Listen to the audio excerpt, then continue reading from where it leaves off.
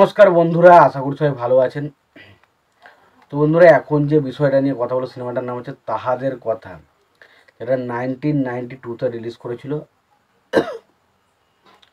ছবির পরিচালক হিসেবে কাজ করেছিলেন হচ্ছে বুদ্ধদেব দাশগুপ্ত, এবং ছবিতে অভিনয় করেছিল আমাদের খুবই পছন্দের একজন অভিনেতা মিঠুন চক্রবর্তী। তো মিঠুন চক্রবর্তী, তারপরে অনুসুয়া মজুমদার, দীপঙ্কর দে সহ ছবিতে আরও অনেকে কিন্তু ছবিটা অভিনয় করেছিল। ছবির নাম হচ্ছে তাহাদের কথা। অভিনেতাকে এই ছবিটার জন্য মিঠুন চক্রবর্তীকে কিন্তু দ্বিতীয়বারের মতো কিন্তু ন্যাশনাল অ্যাওয়ার্ড দেওয়া হয়েছিল, এবং বেস্ট অ্যাক্টর হিসেবে কিন্তু মিঠুন চক্রবর্তী এই সিনেমাটার জন্য ন্যাশনাল অ্যাওয়ার্ড পেয়েছিল। এবং বলে রাখি, পরবর্তী সময় বেস্ট ফিচার ফিল্মস হিসাবেও কিন্তু এই ছবিটাকে ন্যাশনাল অ্যাওয়ার্ড দেওয়া হয়। তো তাহাদের কথা, এটা একটা এমন একজন মানুষের কথা যে ক্যারেক্টারটা প্রথমে আমরা শুরুতেই দেখতে পাই, তাকে জেল খাটানো হয়েছে।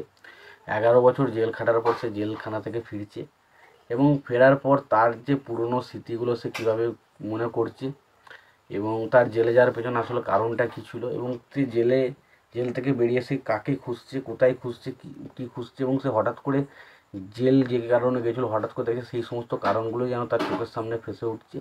তো এরকম ধরনের একটা সিনেমা, যেটার নাম হচ্ছে তাহাদের কথা। তো খুবই ভালো একটা সিনেমাতে পারফরমেন্স নিয়ে কী কথা বলবো আমি। মিঠুন চক্রবর্তীর পারফরমেন্স তো বুঝিয়ে দিচ্ছে তাকে ভাই ন্যাশনাল অ্যাওয়ার্ড দেওয়াটাই, মানে জাস্ট একটা আউটস্ট্যান্ডিং পারফরমেন্স মিঠুন চক্রবর্তীর কাছ থেকে আমরা পেয়েছিলাম।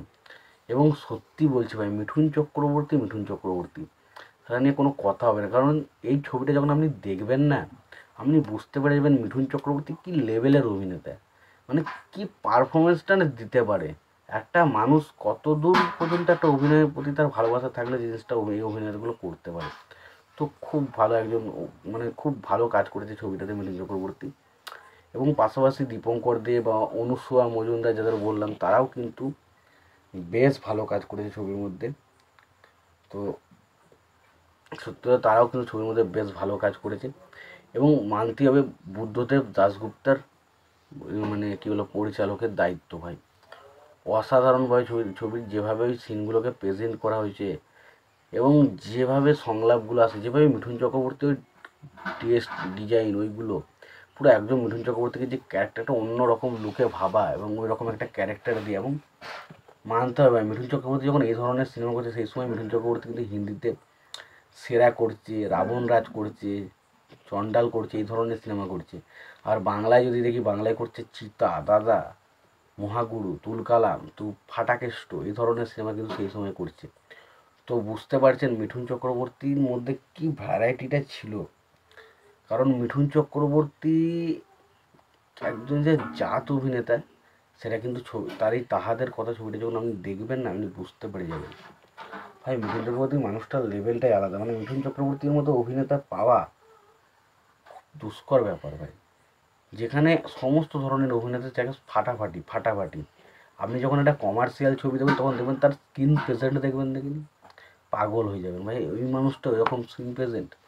আবার যখন আপনি কোনো আর্ট ফিল্ম দেখবেন, তার ওই ন্যাচারাল অভিনয় আপনাকে কিন্তু কাঁদতে বাধ্য করে দেবে ভাই। তো সেই রকম একটা অভিনেতা হচ্ছে মিঠুন চক্রবর্তী। তো আমার কিন্তু খুব ভালো লেগেছে তাদের কথা সিনেমাটা। তোমাদের কেমন লেগেছে সিনেমাটা জানিও। ভিডিওটি ভালো লেগে থাকলে লাইক কমেন্ট শেয়ার করে দিও। চ্যানেলটা যদি তোমরা নতুন হয়ে থাকো, অবশ্যই তোমরা চ্যানেলটা সাবস্ক্রাইব করে নিয়ে পাশে বেল আইকনটা প্রেস করে দিও। ভালো থেকো, সুস্থ থেকো, দেখা হচ্ছে পরে ভিডিওতে।